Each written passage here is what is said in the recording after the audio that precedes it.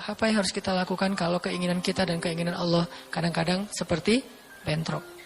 Sama kayak para sahabat dulu dalam perjalanan umroh.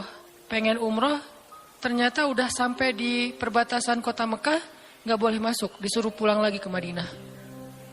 Itu kan diceritain dalam surat Al-Fatihah tentang perjalanan umroh yang berakhir dengan malah perjanjian Hudaybiyah. Niatnya pengen umroh, tapi endingnya perjanjian.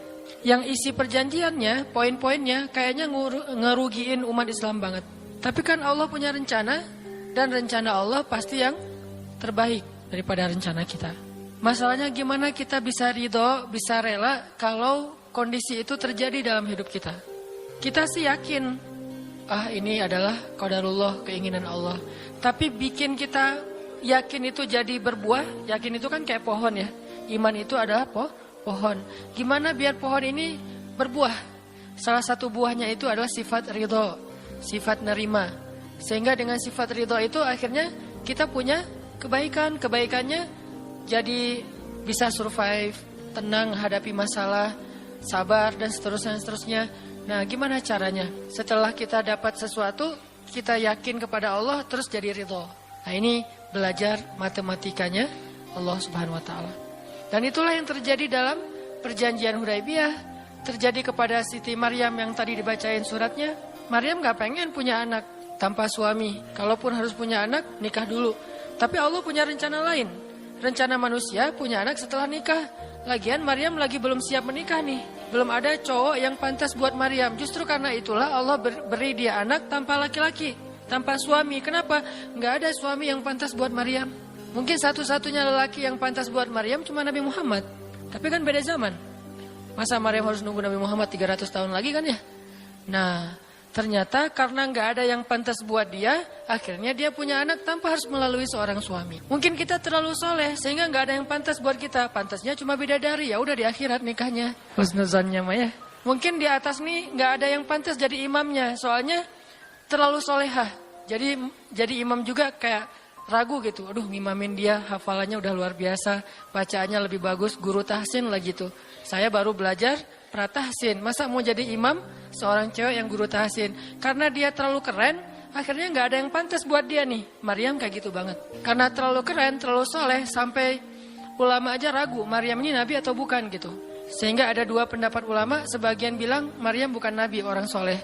Tapi ada ulama yang bilang Maryam itu emang nabi, satu-satunya nabi dari cewek. 1 dari 4 perempuan yang sempurna. Dan di antara 4 itu kayaknya menurut sebagian ulama Maryam nomor 1 tuh. Walaupun secara usia Asia, Maryam, Khadijah, Fatimah. Tapi Maryam itu paling keren lah. Tiba-tiba hamil. Datang cowok keren, baju putih, jubah putih, auranya tuh luar biasa. Pokoknya cowok paling keren aja. Sampai Maryam kaget dan berta'awuz. Inni a'udzu birrahmani minka in kunta taqiyya. Aku berlindung kepada Allah dari kamu. Ketemu cowok keren malah berlindung, bukan bersyukur. Coba. Duh, keren banget ya. Astagfirullah, auzubillah, gitu kan ya. Nih Maryam nih. Nah, Maryam langsung ta'awuz. Inni a'udzu birrahman minka in kunta taqiyya. Kata Jibril, innama ana rasulu rabbik li'ahaba laki ghulaman zakiyya. Jangan takut Maryam, aku itu utusan Tuhanmu. Artinya malaikat yang pengen ngasih kamu anak yang sangat suci. Kata Maryam, anna yakunu li ghulam, gimana saya akan punya anak walam yamsasni basyarun.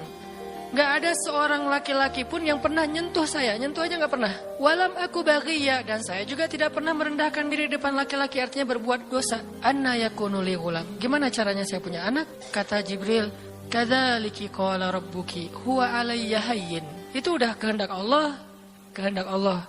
Dan itu hayyin, mudah banget buat Allah Subhanahu wa taala. Sepele banget lah buat Allah. Fahamalat, tiba-tiba Maryam hamil. Fantabadat bihi makanan qasiyya. Karena Maryam malu ketahuan hamilnya, akhirnya Maryam pun pergi ke suatu tempat yang terpencil, qasiyya, Aqsa. Aqsa itu artinya tempat yang jauh. Masjidil Aqsa disebut Al-Aqsa karena dia jauh dari Masjidil Haram. Kalau Madinah kan dekat. Masjid yang paling mulia kan ada 3 itu ya, Mekah, Madinah, Palestina. Nah, dia disebut Aqsa karena tempatnya jauh. Makanan qasiyya, tempat yang sangat jauh, terpencil, enggak ada siapa-siapa. Fantabadat bihi makanan qasiyya. Fa'aja ahal makhadu. Tiba-tiba dia udah harus ngelahirin setelah sekian bulan, mungkin 9 bulan. Qalat, dia bersandar di sebuah pohon, kemudian dia berkata, ya laitani mittu qabla hadza wa kuntu nasyam mansiya. Dia kayak orang menyampaikan satu bentuk kalimat sedih, kayak kalau bahasa sederhananya kayak ngeluh gitu. Ya laitani mittu qabla hadza, aduhai seandainya aku mati aja daripada harus menanggung malu kayak gini. Maryam itu kan pemalu banget. Mahkota sifat malu itu dipakai banget sama Maryam. Makanya ketahuan hamil nggak punya suami itu buat Maryam pukulan paling luar biasa, telak banget. Walaupun dia nggak berbuat dosa, tapi tetap aja orang kan ngata-ngatain dia.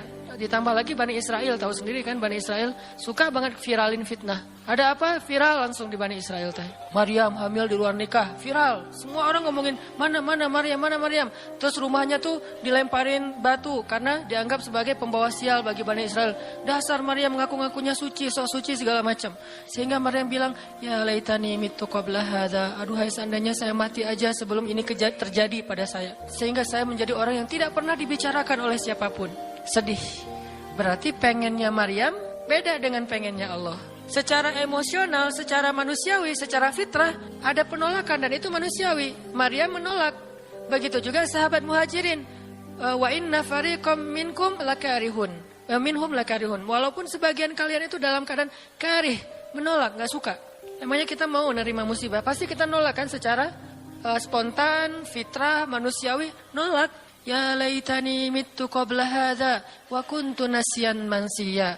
Aduhai seandainya aku mati aja sebelum kejadian ini terjadi padaku, sehingga enggak ada orang yang ngomongin tentang aku. Jadi enggak ada trending topik tentang Maryam waktu itu. Dia berharap kayak gitu. Semua berita buka channel mana aja Maryam. Viral banget, semua orang ngomongin Maryam. Sehingga Maryam bayangin, semua orang ngomongin kita se-Indonesia, semuanya kagum sama Maryam, respect. Tiba-tiba berubah. Kalau enggak naik, jatuh kan nggak berasa nih. Kita nggak naik jatuh, paling keseleo dikit. Tapi kalau naiknya udah terlalu tinggi jatuh, kan lebih sakit nih. Maryam tuh naiknya udah terlalu tinggi. Saking tingginya sampai Nabi menyebut dia satu di antara 4 yang sempurna di muka bumi. Nggak ada perempuan yang sempurna kecuali 4 itu. Itu benar-benar dipuja-puja tuh Maryam. Pengen punya anak nanti namanya Maryam. Pengen punya istri kayak Maryam. Pengen punya ibu kayak Maryam. Pokoknya Maryam itu idola banget tuh di zaman tersebut. Bani Israel kalau suka lebaynya luar biasa, kalau benci, wah noraknya juga luar biasa. Itu Bani Israel. Berlebihan gitu. Kalau suka habis-habisan sampai dijadikan Tuhan kan dulu. Mereka pernah mengangkat seorang laki-laki yang soleh jadi Tuhan. Namanya Uzair. Uzair. Disebut sebagai anak Tuhan. Kemudian juga Isa juga gitu. Bani Israel tuh luar biasa kalau suka. Kalau benci, wah habis-habisan juga tuh dijelek-jelekin. Kayak mereka ngejelek-jelekin Musa, Harun. Kalau Harun gak terlalu sih Musa. Kayak mereka ngejelek-jelekin malaikat Jibril. Kan Bani Israel paling gak suka sama Jibril ya. Jadi gak ada orang Yahudi nama anaknya Gabriel tuh gak ada. Rata-rata nama anaknya Michael. Karena mereka senang banget sama Mikail, gak suka sama Jibril. Kenapa? Jibril itu kalau turun pasti bawa perintah. Wahyu kan? Jibril mah hese, bawa perintah wae. Bawel Jibril menurut mereka. Kalau Mikail keren, bawa rezeki, bawa rahmat, bawa apa. Sehingga mereka senangnya sama Mikail. Dibikinlah film Jin versus Gabriel. Malah gak yang baik tuh waktu itu Jin. Kan banyak tuh film-film kayak gitu tuh. Itu memang dari dulu kayak gitu. Nah, Maryam naik tinggi, dipuja-puja semua orang. Maryam, kalau ketemu Maryam, wah pokoknya heboh aja sama Maryam. Tiba-tiba ada kasus, Maryam kan jatuhnya dalam banget sehingga Maryam tuh nggak siap perasaannya. Bukan karena dia sombong dan senang dipuja, tapi memang dia orang yang selama ini nggak melakukan kesalahan apapun, tiba-tiba dihadapkan dengan tuduhan yang sangat-sangat menyedihkan. Mirip dengan yang dialamin oleh Aisyah dituduh selingkuh. Orang sekelas Aisyah dituduh selingkuh kan berat banget. Kita aja dituduh macam-macam udah wah sedih kan. Apalagi Aisyah, sekelas Aisyah yang terjaga dituduh selingkuh. Maryam terjaga dituduh selingkuh. Ternyata diam-diam Maryam banyak banget. Ada versi gosip dia melakukannya dengan rahib. Ada gosip melakukannya sesama murid di Al-Aqsa. Ada gosip melakukan dengan Zakaria. Banyak gosip. Berat banget buat Maryam. Sehingga Maryam mengatakan, ya laitani mittu qabla hadza wa kuntu nasyan mansiya. Aduhai seandainya aku mati aja. Udah gitu banyak lagi yang ngomongin. Akhirnya turun ayat, turun lagi Jibril, turun malaikat. Fanadaha min tahtiha alla tahzani qad ja'ala rabbuki tahtaki sariya. Dipanggillah Maryam oleh malaikat itu. Ya Maryam, la tahzani. Kalau Abu Bakar, la tahzan. Kalau Maryam, la tahzani. Dua orang yang disebutkan kalimat la tahzan di dalam Al-Quran. La tahzan, innallaha ma'ana. Siapa? Abu Bakar. Kalau Maryam, la tahzani, qad ja'ala rabbuki tahtaki sariya. Jangan sedih wahai Maryam, gak usah khawatir. Allah udah memunculkan mata air di bawah kakimu. Artinya Allah yang akan merawat kamu, Allah yang akan ngebelain kamu, Allah yang akan deketin kamu, Allah bersama kamu wahai Maryam.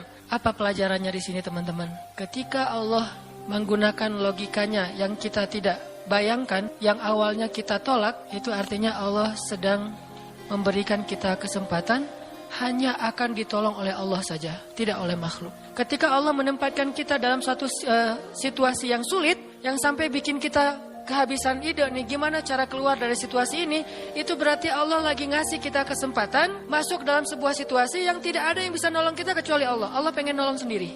Dan pertolongan Allah itu ajaib. Tapi kalau Allah tempatkan kita dalam sebuah situasi yang kita masih berpikir dan menemukan beberapa jalan walaupun belum pasti bisa, berarti kita masih diberikan kesempatan yang nolong kita itu makhluk. Oh, minta tolong ke si fulan, minta tolong si fulan. Tapi begitu kita mentok, kenapa ya kok berat banget nih masalah saya? Berarti Allah lagi menempatkan kita di sebuah situasi yang Allah sendiri yang akan menolong kita. Itulah perang Badar, itulah perang Ahzab, itulah Hudaybiyah, itulah Maryam, itulah banyak kisah kayak gitu. Situasi yang kayak udah mentok banget, yang nggak pernah kita bayangkan, yang kita awalnya pasti nolak secara spontan. Berarti Allah lagi nempatin kita di sebuah situasi yang Allah pengen men-treat kita langsung sendiri, nggak mau pakai yang lain. Qad ja'ala rabbuki tahtaki sariya. Allah sendiri yang akan memunculkan mata air di bawah kakimu wahai Maryam. Ayub juga kayak gitu. Semua dokter datang habis uang Ayub untuk biaya dokter tapi nggak sembuh. Kenapa? Allah nggak pengen kesembuhannya dengan cara-cara yang kebayang oleh Ayub. Allah nggak pengen kita dapat jodoh dengan cara yang kebayang oleh kita. Reunian, stalking Instagram, salah ngambil kebab. Pokoknya yang kebayang sama kita itu nggak akan. Kenapa? Allah pengen ngasih kita cara yang cuman Allah sendiri yang tahu dan itu surprise. Dan itu istimewa banget. Apa itu? Kalau saya tahu berarti bukan surprise kan? Tunggu aja, masing-masing punya rahasia sendiri-sendiri.